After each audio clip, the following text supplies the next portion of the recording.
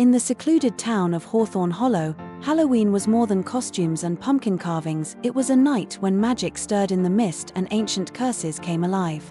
For Lila Hawthorne, Halloween was a reminder of the burden her family carried. The Hawthorne family had long been cursed by a spell cast centuries ago, one that twisted love into something dark and destructive. The curse had claimed her ancestors, turning every chance at happiness into ruin.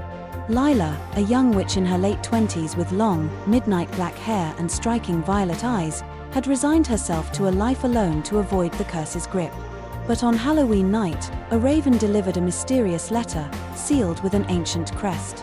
She opened it, reading the invitation aloud: "You are invited to a masquerade for the bold, Halloween night, midnight, at the Old Grove." The Old Grove was where the curse began, where her ancestor Evelyn Hawthorne had lost herself in forbidden love that turned into obsession.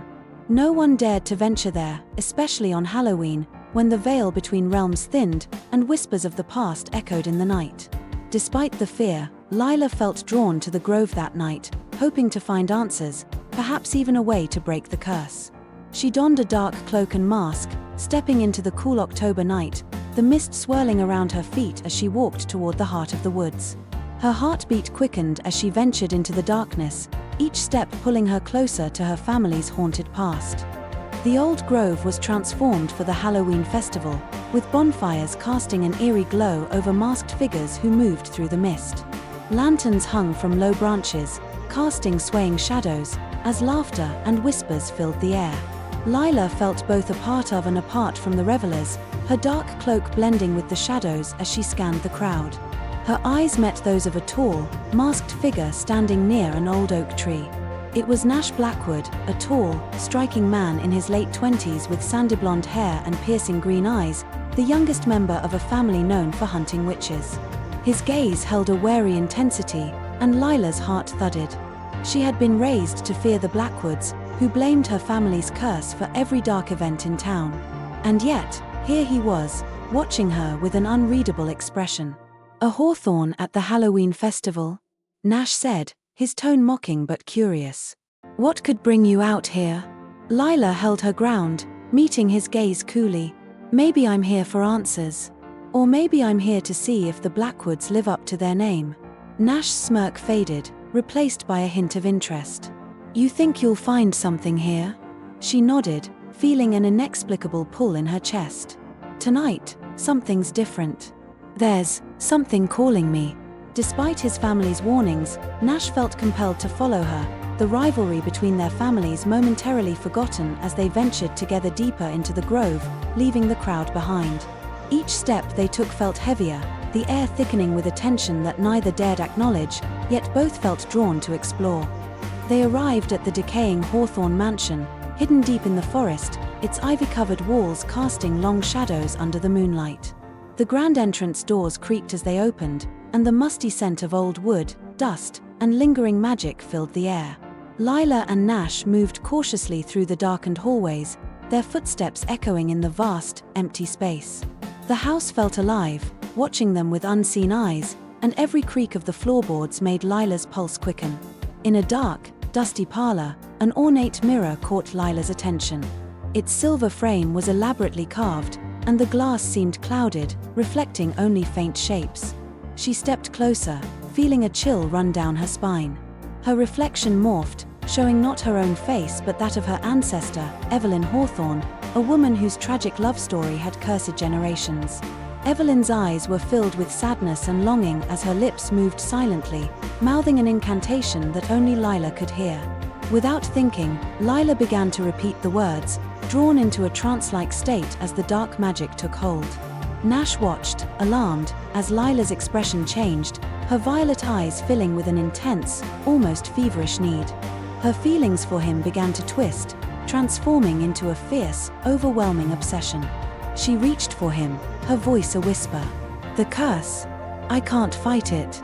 Nash grabbed her shoulders, his voice steady. "Lila, snap out of it. Whatever that is, it's taking over." In that moment, he, too, felt the weight of the curse, a dark energy that pulled him closer to her, turning his attraction into an almost dangerous longing. He fought against it, his determination unyielding.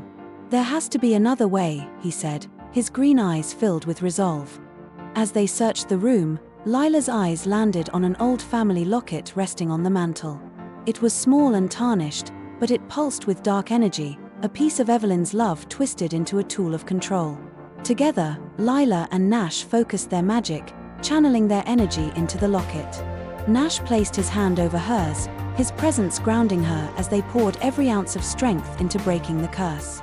The locket began to crack, releasing a blinding light that filled the room. Shadows fled from the walls, the air growing lighter as the dark magic dissipated. Lila felt the weight lift from her chest, her emotions stabilizing as the curse was broken.